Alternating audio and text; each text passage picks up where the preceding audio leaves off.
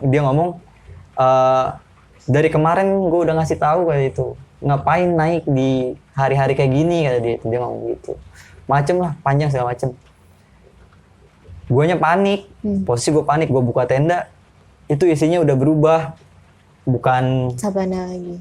Bukan masih sabana tapi rame, macem-macem. Macem-macemnya tuh ramenya yang kayak gimana? Iya macem-macem makhluknya.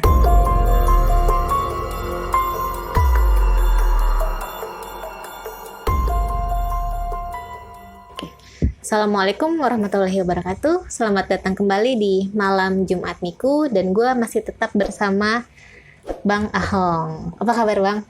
Alhamdulillah baik. Baik kan? Iya. Sebelumnya kan udah cerita juga tuh kemarin yang cerita tentang kisah mistis di Gunung Slamet ya. Nah, terus gue mau minta cerita satu lagi nih. Dengar nih Bang, lu pernah naik ke Ciremai. Iya. Tahun? Udah lama banget. 2016 atau 15? 15 kayaknya. Oke, 2015. Nah, di tahun itu apa yang lu alami Bang? Boleh cerita? Hilang gue. Hilang? Hilang. Kok bisa? Itu waktu itu lu mendaki gimana? Apa acara sekolah kah, teman atau gimana? Enggak, itu bener-bener ya kita gabut, libur, ada libur 2-3 hari naik. Dan kebetulan Ciremai itu belum pernah naik ke Ciremai berdua waktu itu. Berdua doang naik? Berdua doang. Iya. Terus?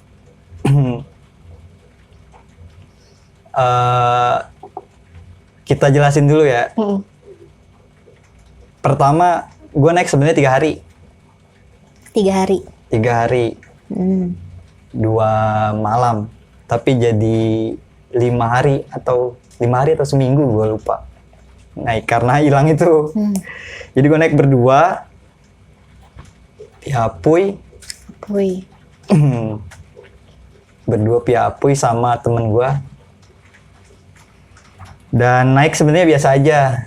Nggak ada apa-apa, nggak ada masalah apa-apa. Hari pertama tuh kita nggak ada hambatan lah, sampai summer camp juga nggak ada masalah.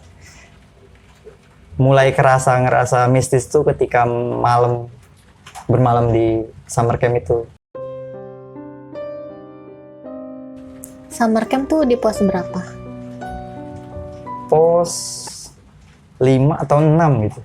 Pos 5 berarti di malam pertama? Malam pertama. Nah, itu apa yang lo alami Bang?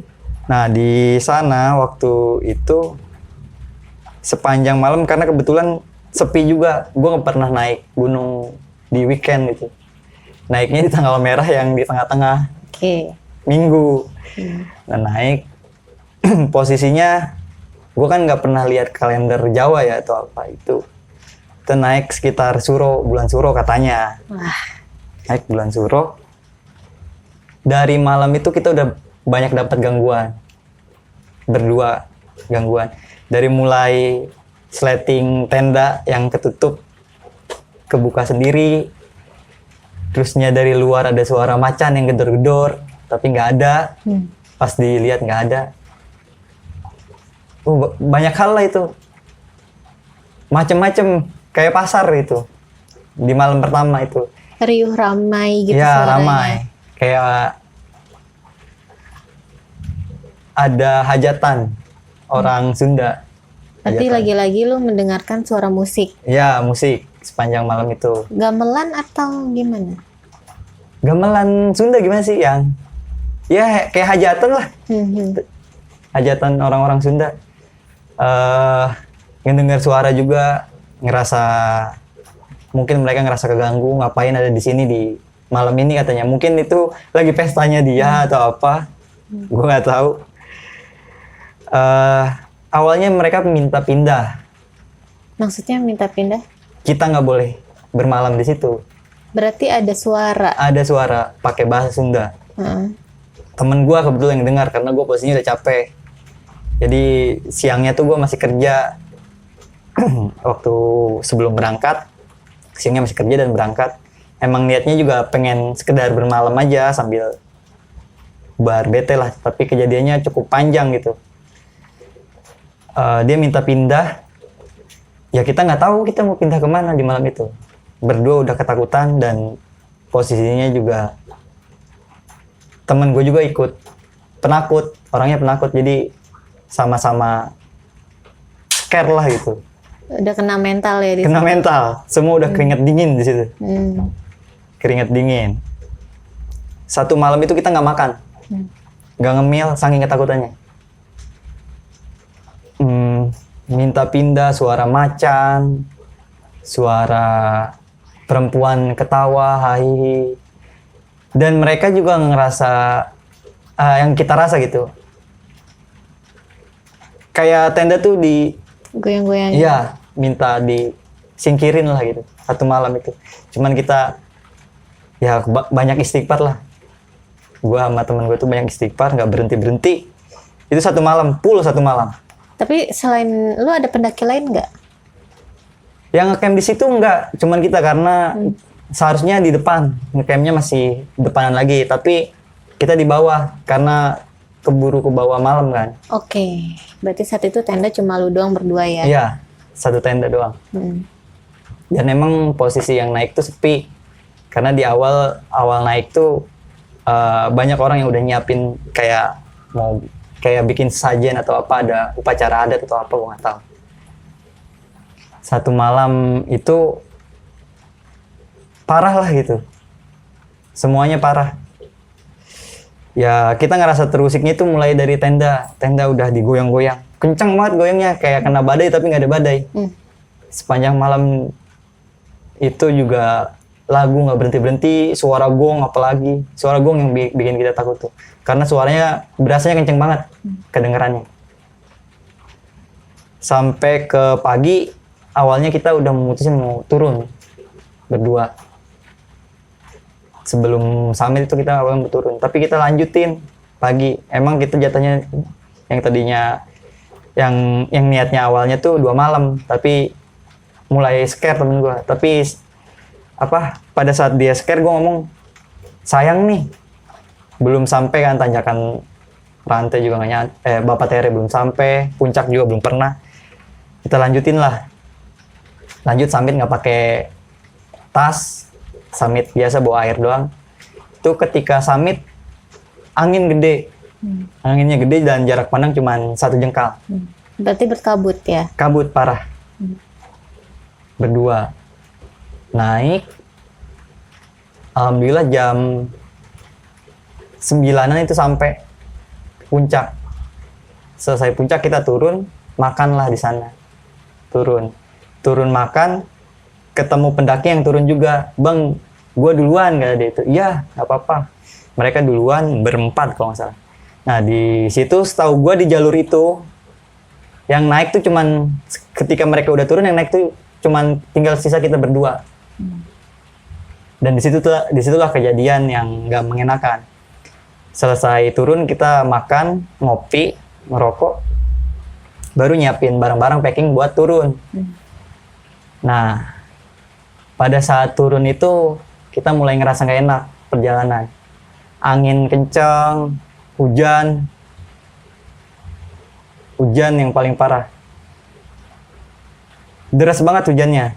Kita siapin mantel, pakai mantel, masih jalan. Berasanya jalan tuh kita kayak nggak dikasih pulang. Jadi jalan udah sejam, 2 jam kok nggak sampai ke pos berikutnya di sana. Sadar pada saat setelah zuhur kita berhenti, makan lagi, snack kecil sama air putih.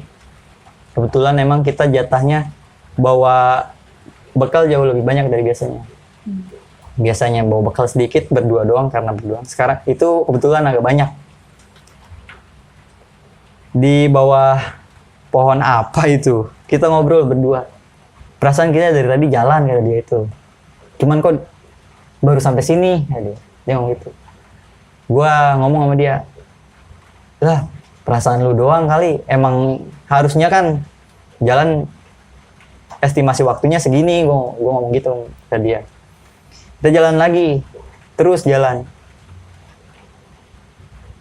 lagi terus. Tiba-tiba kita masuk ke tempat yang nggak pernah kita lewatin berdua. Tempatnya jauh lebih indah masalahnya, jauh lebih bagus dari si jalur. Jadi masuk jalur tiba-tiba ngebuka itu ada padang savana luas banget, kanan kirinya pinus. Pinus semua dan lapangannya tuh hijau, bagus lah. Gue nggak pernah ngelihat savana sebagus itu sebelumnya. Gue ngelihat sabana lau biasa aja, walaupun emang bagus itu. Tapi itu sabana kayak nggak pernah dilewatin orang dan nggak pernah tersentuh manusia. Disitulah kita duduk dan ngobrol. Dia ngomong, gue udah capek kata itu. Gue ngelihat jam, posisinya udah jam 4:30 Sore. 4:30 sore. Ya seharian. Terus Seharian. Kayak dia, ya udahlah kita makan dulu. Air masih ada 2 botol lah, 2 botol kurang. Kita makan, minum, jalan lagi kata gue itu. Jalan lagi lah, nanggung kata gue itu. Jalan. 4:30 itu jalan sampai ketemu malam. Malam kedua itu hitungannya. Nah ketika malam kedua itu gue ngerasa aneh. Kita ngadirin tenda, tidurlah.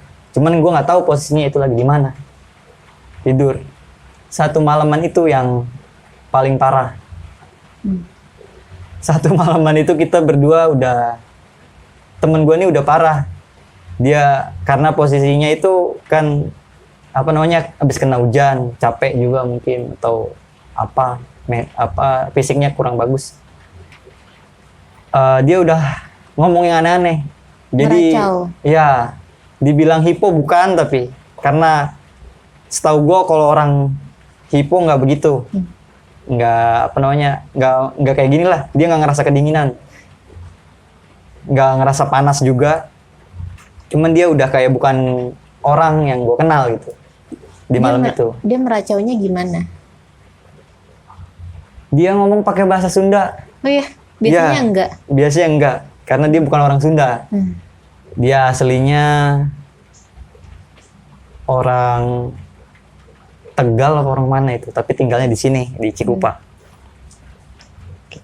Dia ngomong, dari kemarin gue udah ngasih tahu kayak itu, ngapain naik di hari-hari kayak gini kata dia. Dia ngomong gitu, macem lah, panjang segala macem. Guanya panik, posisi gue panik, gue buka tenda, itu isinya udah berubah, bukan Sabana lagi. bukan masih sabana tapi rame, macem-macem. Macem-macemnya tuh ramenya yang kayak gimana? Iya macem-macem makhluknya. Oh banyak yang lu Iya, lihat di situ. ada badannya, setengah badannya manusia, ininya kuda. Ada, ya kayak pasar lah gitu, rame. Macem-macem, ada kepalanya doang. Wah, gimana ya? Nggak Pokoknya tahu rame ya. lah. Bentukan yang kita nggak pernah lihat pada umumnya di situ ada, lengkap, paket lengkap lah. Nah di situ gue baru sadar kita bukan di tempat kita. Lu ada di dimensi lain. Ya, gue sadar di situ. Cuman posisinya gue juga udah capek kan. Temen gue ini udah begini. Gue doa gue nggak berhenti, gue nggak berhenti di situ malam itu. Satu malam itu nggak berhenti, pokoknya doa nggak berhenti lah. Sampai dia ngomong nih, si temen gue ini, gue udah capek lah kali itu, jalan terus kayak gitu. Udah lah gue pengen di sini aja, dia ngomong gitu. Ketika dia ngomong begitu kan gue ibaratnya, gue bingung kan, masa iya gue jalan sendirian gitu. Makin ngaco lagi nih kalau gue jalan sendirian. Gue ngomong sama dia, ya mau gimana pun kita pulang juga bareng kata gue. Gue jalan berdua sama dia. Malam itu setelah udah mau mulai maghrib, kita mau mulai maghrib, udah mulai subuh, kita prepare masak air, gas tinggal sedikit itu. Tapi perbekalan sebenarnya dibilang nggak ada, cuman yang makanan ringannya udah nggak ada, tinggal beras doang. Kita nggak makan itu, cuman kopi sama ngerokok, masak air, dan berangkatlah kita subuh itu. Subuh itu juga gue mutusin buat berangkat, cabut lah gitu. karena udah nggak enak. Satu, kita kayak ngerasa bukan di tempat kita, dan ngelihat hal-hal aneh-aneh. Itu di situ sempat dikasih pisang gua, Sama? sama orang. Tapi setelah itu kan gue pegang, gue taruh di tenda. Setelah gue lihat lagi udah nggak ada pisangnya. Sempat dikasih banyak pisang sama buah apa itu dikasih, cuman pas gue taruh itu nggak ada isinya. Udah nggak ada, kayak malah justru jadi ranting sama apa gitu. Si itunya berubah. Dia udah ngomong begitu, dia udah buka baju, tas dia udah ditaruh. Pokoknya dia udah pasrah lah gitu, dia udah nggak mau pulang gitu. Gue capek kali itu, gue pengen di sini aja, gimana masalah ada gimananya. Ya kata dia, gue udah pasrah aja gitu, dia ngomong gitu. Cuman gue ngomong, kalau gue kan nggak gitu, maksudnya kalau udah berangkat ya kita pulang bareng kata gue. Tetap gue jalan juga, dia udah mulai capek katanya. Terus betisnya juga udah pada pegel semua, dia ngomong gitu. Jalanlah subuh. Sepanjang perjalanan subuh itu tetap ada cahaya matahari, cuman indah lah gitu. Kanan kiri indah semuanya, lagi pada mekar gitu. Bunga juga warna-warni itu sepanjang jalan. Jalan subuh, terus jalan. Nggak berhenti, nggak ada berhentinya sama sekali. Dan kita berdua nggak ngobrol. Cuman kalau ada persimpangan, gue ngomong, kanan apa kiri nih, gue ngomong gitu. Dia ngomong, kanan aja lah, kayak gitu. Kita ngambil kanan, ketemu belokan kanan lagi. Gak ada berhentinya itu. Kaget gue. Terus buka kompas, kebetulan kan gue bawa kompas. Itu kompas yang aneh di situ gue baru sadar. Kompas itu nggak nunjukin utara. Apa dia nunjukinnya? Dia nggak nunjuk ke mana, dia muter. Muter terus. Oh gila. Dia muter terus. Nah sampai akhirnya gue ketemu kakek-kakek. Itu udah, kalau di jam gue itu udah jam 10-an. 10 pagi.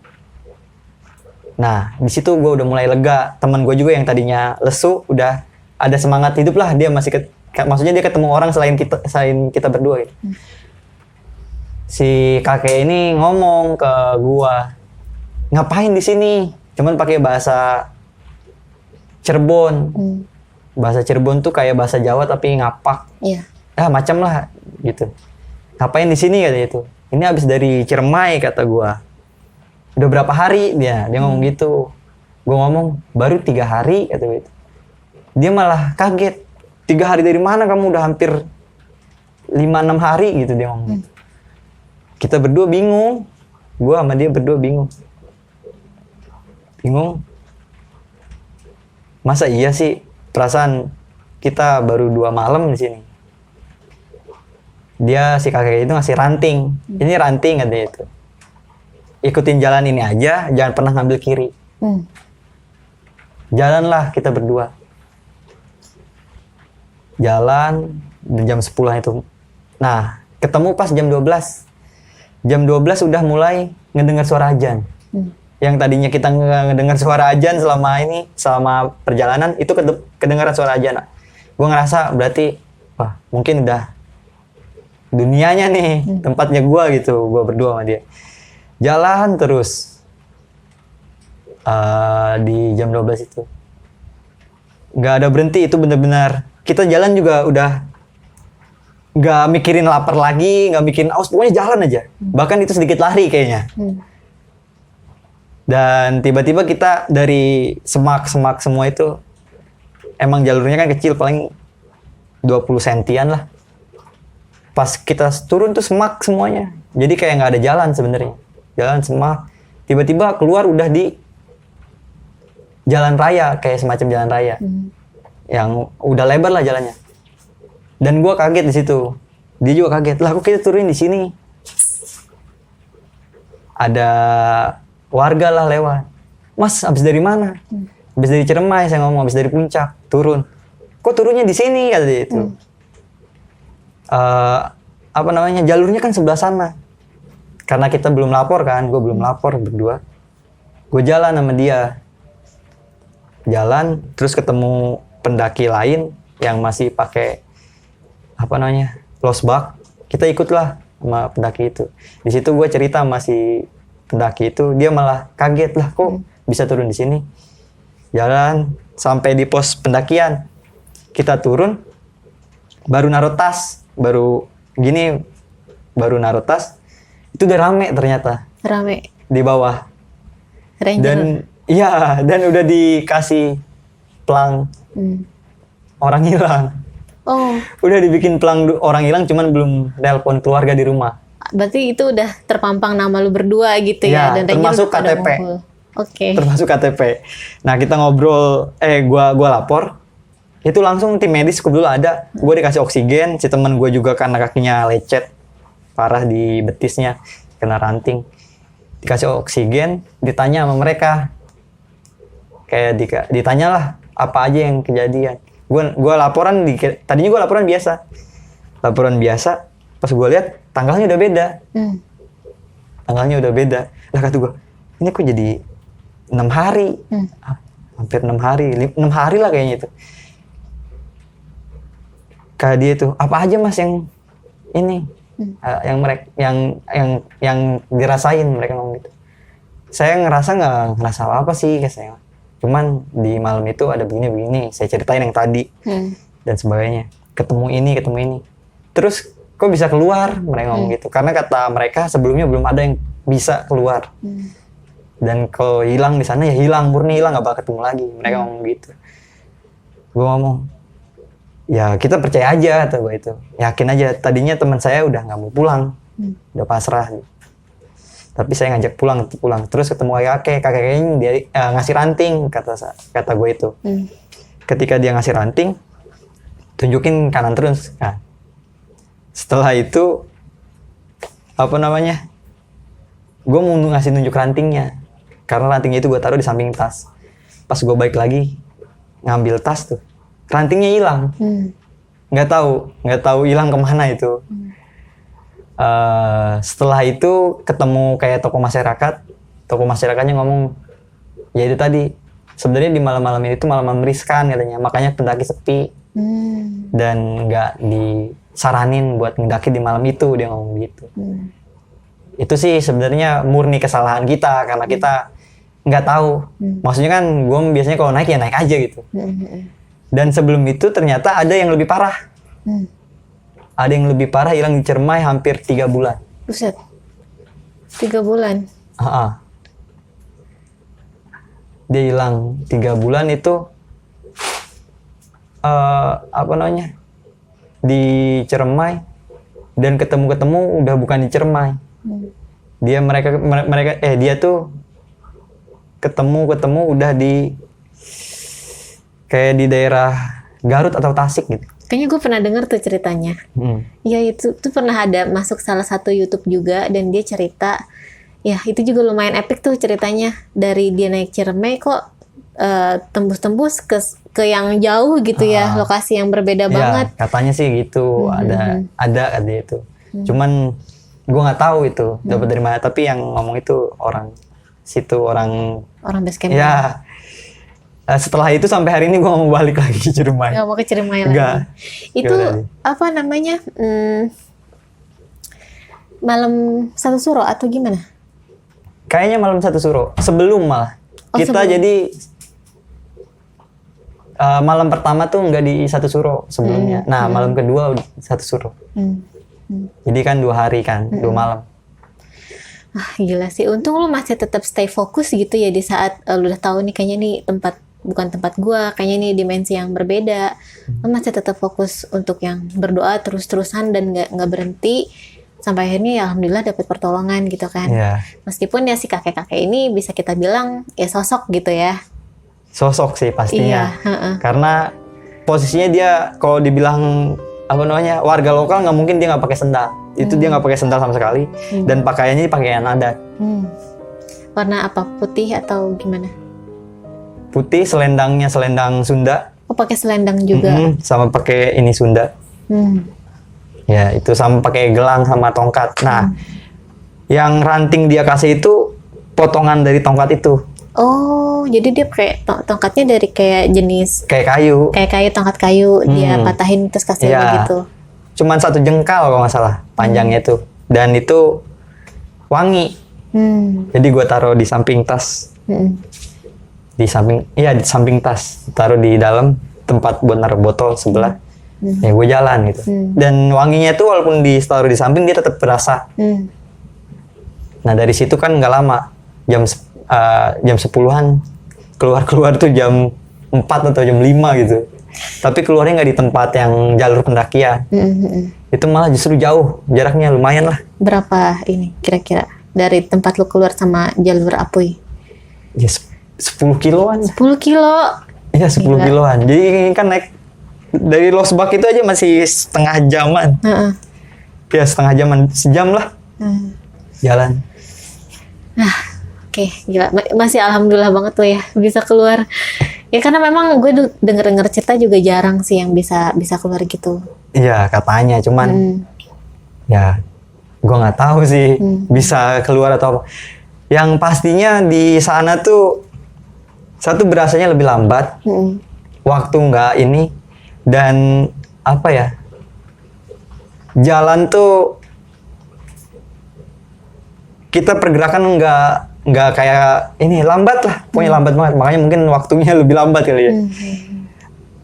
Air minum pun ketika jatuh dia nggak cepet gitu. Gravitasinya tuh yang nggak cepet gitu. Iya, yang gua sadarin di kompas sih, Muter ketika semua. kompas muter, ya. Dan kalau kata bahasa orang sih kena putaran bumi, cuman gua nggak tahu putaran bumi kayak gimana. Apakah saat itu ada tidak merasakan adanya hembusan angin yang ke kulit? Enggak, Enggak ya? enggak.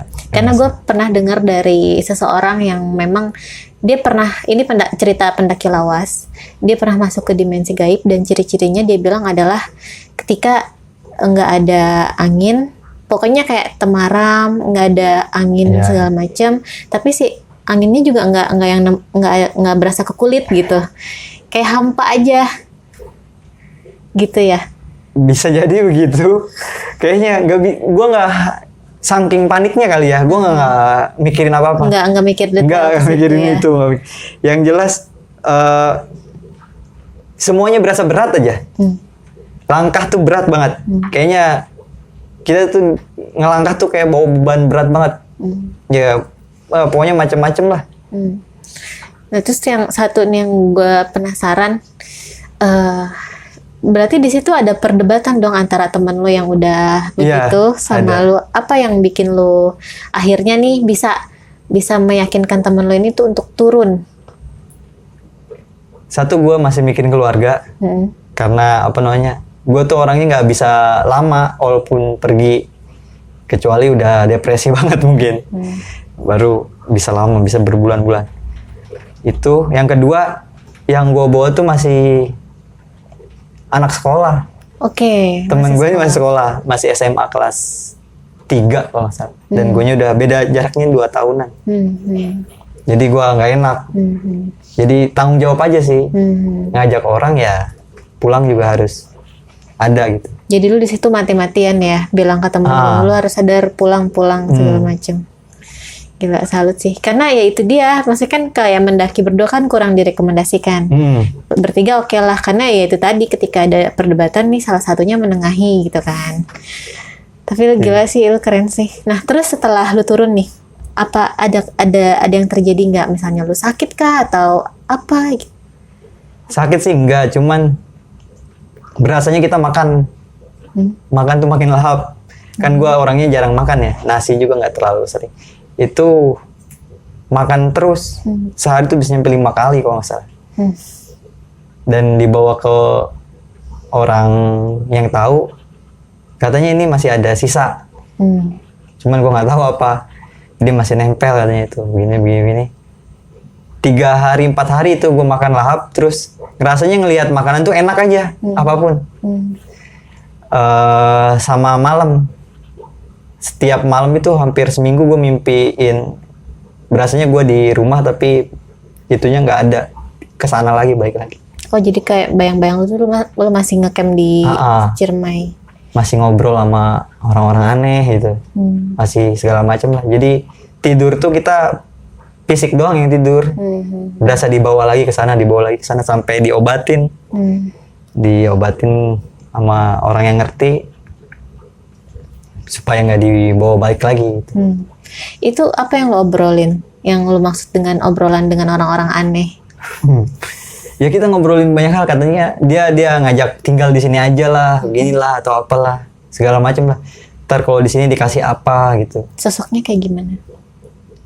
Perempuan ada, laki-laki ada sosoknya. Cuman nggak kayak dibilang hantu ya, mereka punya paras yang jauh lebih cantik, jauh lebih ganteng malah dari manusia. Itu yang dijanjiin tuh ya hidup enak lah. 7 harian itu. Berarti 7 hari itu setiap malam lu ngobrol dengan makhluk sana dengan berbeda bentuk tiap malamnya. Iya. Dan keren-keren orangnya. Jadi pakai pakaian adat, full emas. Jadi bukan emas yang kayak kita lihat gitu KW atau apa, itu bener-bener emas. Kalung-kalungnya gede, terus bawa ada banyak penjaganya gitu. Ya itu dia ngajak tinggal di sana aja gitu. Sampai hampir 7 hari. Dan ketika bangun gue kayak linglung. 7 hari itu berasanya belum pulang. Masih di sana aja gitu ya perasaan lu. Dari 7 hari atau 7 malam obrolan lu dengan makhluk itu, intinya mereka nyuruh lu tinggal di sana. Iya, ngajak tinggal di sana. Sampai hari ini nggak balik lagi. Bahkan kalau misalnya ke daerah Kuningan atau apa, lewat aja masih ke bawah badan tuh merinding aja. Beberapa kan kalau kita mau kemana gitu, ke daerah Jawa Tengah atau apa lewat sana. Ya kalau udah nyampe kota Kuningan atau apa gitu, ke daerah sana, Majalengka, jadi bawahnya udah merinding aja. Kayak nggak deh nginjekin kota itu. Ngerasanya takut aja. Terus kalau temen lu apa kabar setelah turun? Baik, alhamdulillah. Jadi lebih rajin sholat kayaknya. Sampai hari ini dia tinggal di Kobong. Jadi dia masih sering ngaji gitu. Semenjak itu, padahal yang tadinya bandel banget itu, pemabuk atau apa, jadi lebih taat sama agama lah kayaknya. Sampai hari ini. Dan kalau kita ngobrol tuh berdua ngomongin ini, dia ketawa, kita ketawa. Gue ketawa juga. Berasa mustahil kayaknya. Pulang tuh kayaknya. Cuman alhamdulillahnya kita dari sini gitu. Tapi dia tidak cerita apa yang dia lihat saat itu, apa yang dia rasa. Ceritanya ya cuman kita doang berdua yang tahu. Kebetulan kan belum telepon orang rumah, jadi nggak ada yang tahu sebenarnya cerita ini. Sengaja ditutupin karena kita nggak mau bikin image di orang-orang pendaki kalau Ciremai itu begini. Enggak sebenarnya. Ya itu emang kesalahan kita kayaknya, salah naik di salah hari gitu untuk naik. Yang penting baik-baik aja semuanya ya. Nah, dari pengalaman lo yang epic nih, ada pesan nggak yang bisa disampaikan untuk teman-teman sekalian? Teman-teman yang naik atau apa ya? Ini teman-teman netizen. Oh, kalau gue sih, kalau orang tua gue kan sering ngomong, kemanapun lu pergi ya lu harus ngehormatin yang punya tempat. Itu aja. Di mana kaki berpijak, di situ langit dijunjung gitu. Jadi walaupun gimana pun kita di tempat orang, ya kita tamu. Nggak ada istilah tamu itu raja, nggak. Kita saling ngehargain, saling menghormatin aja. Itu aja sih. Oke. Gue rasa cukup sampai sini aja cerita Ahong di Gunung Ciremai tahun 2019 ya. Tahun 2015. 15-an. Setahun lulus. Gila, epic banget guys. Nah, lu ada rencana naik kemana nih, Hong? Kayaknya harusnya berangkat hari ini. Oh, hari ini? Ya, harusnya pesen tiket hari ini mau ke Merbabu. Oke. Cuman Teh Dita ngomong diminta buat ngisi konten ya. Kayaknya minggu depan deh. Wah, thank you. Kayaknya minggu depan. Terima kasih banget. Ya. Oke, semoga lancar. Amin. Ke Merbabu, mau via apa rencana? Swanting. Gue juga teman-teman rumah sih pada pengen sih ke Merbabu via Swanting. Lagi cari referensi, nanti gue tanya lo lah ya pulangnya ya. Oke deh, malam Jumat Minggu sampai sini aja. Terima kasih banget. BTW, IG lo apa? Nanti akan gue cantumin. @ahong_saipurna. @ahong_saipurna. Oke, nanti akan gue cantumin di deskripsi juga. Ahong, terima kasih banyak Ya. sudah mengisi dan memundurkan jadwal mendakinya demi konten gue, guys. Pokoknya semoga lancar-lancar dan bisa pulang kembali ke rumah dengan selamat ya. Amin. Harus itu mah. Harus. Oke, gue Milda, sampai sini aja. Gua Ahong. Kita pamit undur diri. Wassalamualaikum warahmatullahi wabarakatuh. Waalaikumsalam warahmatullahi.